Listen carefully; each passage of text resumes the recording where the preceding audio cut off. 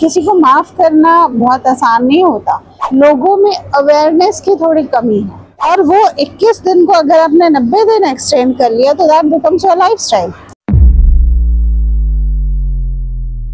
दोस्तों, स्वागत है आपका हमारे एक ब्रांड न्यू पॉडकास्ट में। आज के हमारे गेस्ट हैं मौसम पांडे जी। दोस्तों, आपको पता है कि इंडिया धीरे धीरे एक डिप्रेशन कैपिटल बनता जा रहा है। लोग आज डिप्रेशन के शिकार हो रहे हैं, लोगों में स्ट्रेस बहुत ज़्यादा आ रहा है। तो इन सब चीज़ों को कैसे हैंडल किया जाए, इन सब की हीलिंग कैसे किया जाए, इन सब से बचा कैसे जाए, इन सब को बताने के लिए आज हमारे बीच है मौसम पांडे जी। मौसम पांडे जी, आपका स्वागत है हमारे यूट्यूब चैनल पर। बहुत बहुत धन्यवाद अशोक सर, बहुत धन्यवाद। आपने मुझे मौका दिया सोसाइटी के लिए हमारा जो स्टेप है उसको अपने चैनल के थ्रू लोगों तक पहुंचाने के लिए बहुत धन्यवाद। मैडम, सबसे पहले आप अपने बारे में एक क्विक सा इंट्रोडक्शन हमारे दर्शकों को दे दीजिए। You can call me emotional therapist, क्योंकि हम लोग जो काम करते हैं वो इमोशंस के साथ करते हैं। लोगों की इमोशनल हीलिंग, उनके इमोशंस को कैसे बेहतर करना, उनके बॉडी लैंग्वेज को कैसे बेहतर करना और कैसे उस चीज़ को उनके पर्सनालिटी में इनकलकेट करते हुए उनके करियर, उनके मेंटल हेल्थ को सबको बैलेंस आउट करना। So this is what way people are doing. तो क्या हम ये समझे कि आप इंटरनल पर्सनैलिटी और आउटर पर्सनैलिटी दोनों पे आप वर्क करते हैं? एग्जैक्टली आपने बहुत सही कहा कि हम लोग इंटरनली ठीक करते हैं। सी, आउटकम तो दिखने लगता है जब अंदर से आप खुश होते हैं, अंदर से आप हेल्दी होते हैं, अंदर से आप अच्छे होते हैं, तो बाकी और तो अपने आप बैलेंस आउट हो जाता है। सो वेलोमेनिया क्या है, बताइए थोड़ा। यस, वेलोमेनिया इट्स अ थॉट, एक सोच ने इसको जन्म दिया था। आप ये कह सकते हैं कि ड्यूरिंग कोविड जब पूरी दुनिया लड़ रही थी उस वायरस के साथ, और नो डाउट बहुत सारी मोरालिटीज, बहुत सारी कम्युनिटीज़ ने बहुत हेल्प किया सोसाइटी को, तो आज हम इस लेवल पे हैं।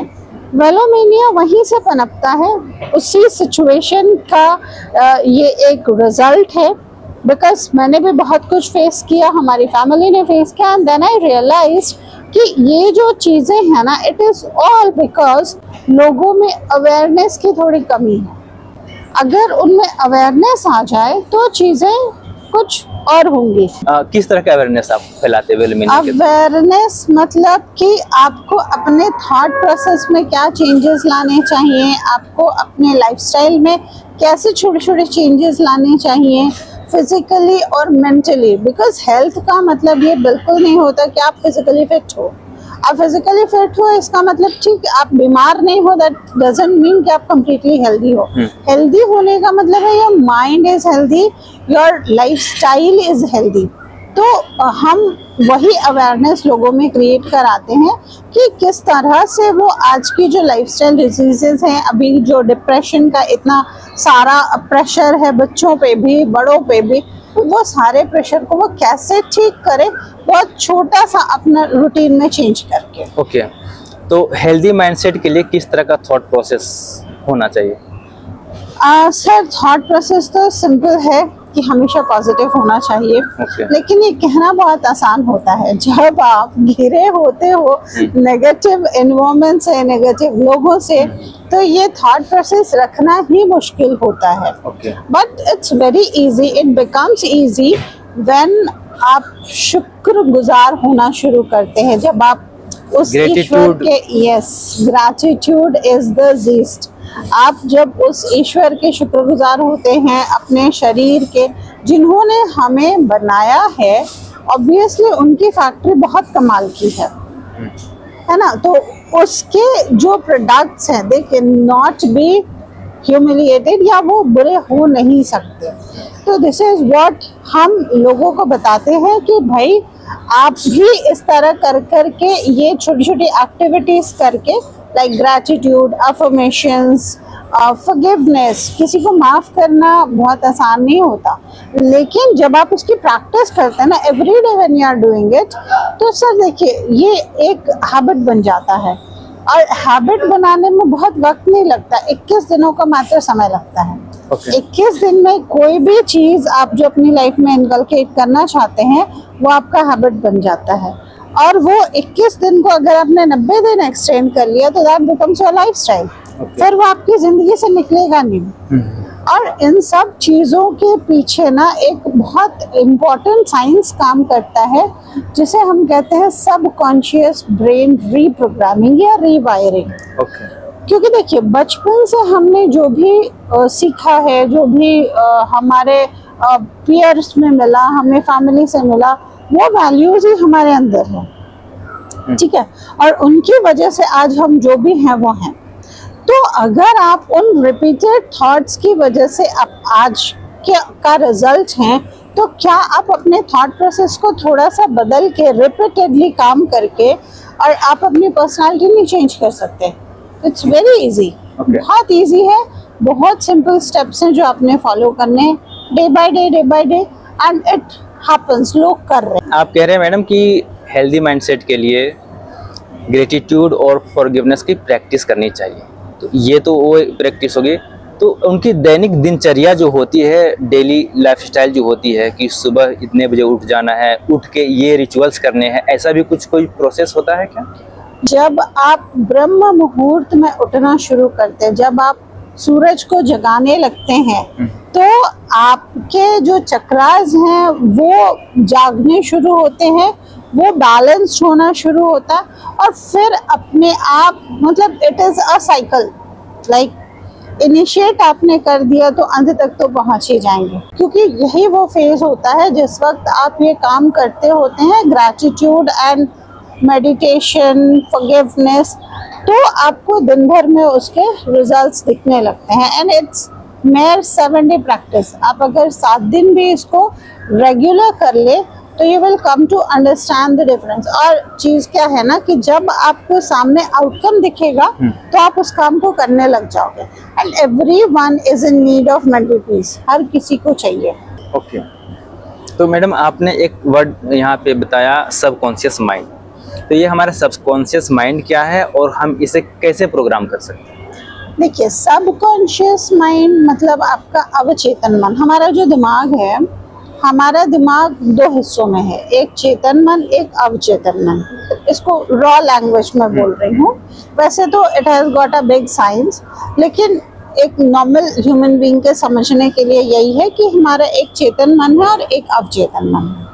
चेतन मन वो है जो हम कॉन्शियसली काम कर रहे होते हैं, जैसे गाड़ी चलाना, खाना खाना, ऑफिस जा रहे हैं, डे टू डे लाइफ में जो काम कर रहे हैं, वर्कआउट जो कर रहे हैं आप, वो आपका चेतन मन करवा रहा है, ठीक है। बट आपका अवचेतन मन क्या करता है? जब आप सो रहे होते हैं तो उस वक्त जो आपकी प्रोसेसेस हो रही होती हैं वो सारा अवचेतन मन करता है। लाइक डाइजेशन हो गया, उस स्पेसिफिक मोमेंट में जो ब्लड सर्कुलेशन चल रहा है, हार्ट आपका पंप हो रहा है 24 आवर्स, सो वो कहीं ना कहीं अवचेतन मन से रिलेटेड है, ठीक है। तो अब हमें ये फील होता है कि हम जो भी कर रहे हैं वो चेतन मन हमें करा रहा है, but let me tell you कि वो सब कॉन्शियसली सबकॉन्शियस माइंड ही करवाता है। क्योंकि हम वो नहीं करते जो हमारा मन चाह रहा है, हम वो करते हैं जो हमारे पुराने बिलीव्स हमको वहां तक लेकर आए हैं। जैसे हमारी जो आदतें होती हैं, एक ही स्पेसिफिक सिचुएशन में 4 लोगों के रिजल्ट्स अलग अलग होंगे। मान के चल लीजिए कोविड की ही सिचुएशन थी। कोविड के सिचुएशन में कुछ लोगों ने न्यूज़ खूब देखा, बहुत डरे, रामायण आ रहा था, रामायण देखा, एंजॉय किया। कुछ लोगों ने बाहर निकल के लोगों की हेल्प की, और वहीं पे कुछ लोग ऐसे थे कि नहीं जाना है, मतलब उसमें सिचुएशन ही ऐसा था, लोग डरे हुए थे। हाँ, तो सब वो जो बाहर निकले और जो घर में थे, वो सब आप देखोगे कि एक स्पेसिफिक पैटर्न होता है आदमी के रिजल्ट निकलने का, मतलब हर सिचुएशन पे रिएक्ट करने का। तो हर किसी का वो अलग अलग होता है। That comes from your upbringing या that comes with your societal beliefs, ठीक है। आपका सबकॉन्शियस उसी हिसाब से प्रोग्राम्ड है। अब अगर आप चाहें भी कि नहीं, आप बचपन से उठते आए हैं 7 बजे, अब आप चाहेंगे कि मैं 4 बजे उठूं, तो क्या होगा? 2 दिन होगा, 3 दिन होगा, 4 दिन होगा, फिर वो बंद हो जाएगा। तो यहाँ पे हमें ज़रूरत होती है सबकॉन्शियस रीप्रोग्रामिंग की। कैसे करेंगे उसके लिए कुछ थेरेपीज हैं। अदरवाइज इट इज़ लाइक कि आप जब मॉर्निंग में उठते हो तो एकदम उठने के ठीक बाद का 7 to 8 मिनट्स, और रात को जब हम सोते हैं तो सोने से ठीक पहले के 7-8 मिनट, वो वैसा टाइम होता है जब हमारा ब्रेन जो है अल्फा स्टेट में होता है।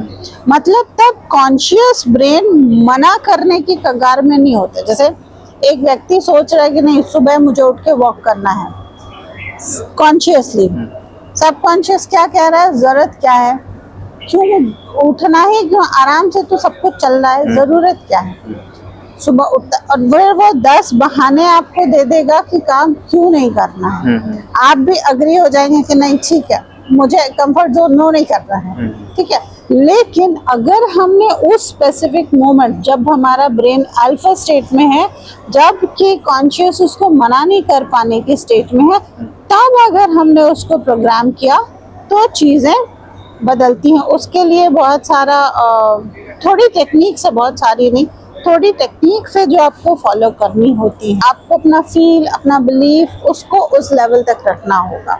ओके तो जो लोग डिप्रेशन से सफ़र कर रहे हैं मैम, आप उसे किस तरह से ट्रीटमेंट देते हैं? सो depression it's actually not a phase. Depression is a sequence of events का रिजल्ट है। वो एक दिन में नहीं आता किसी को डिप्रेशन।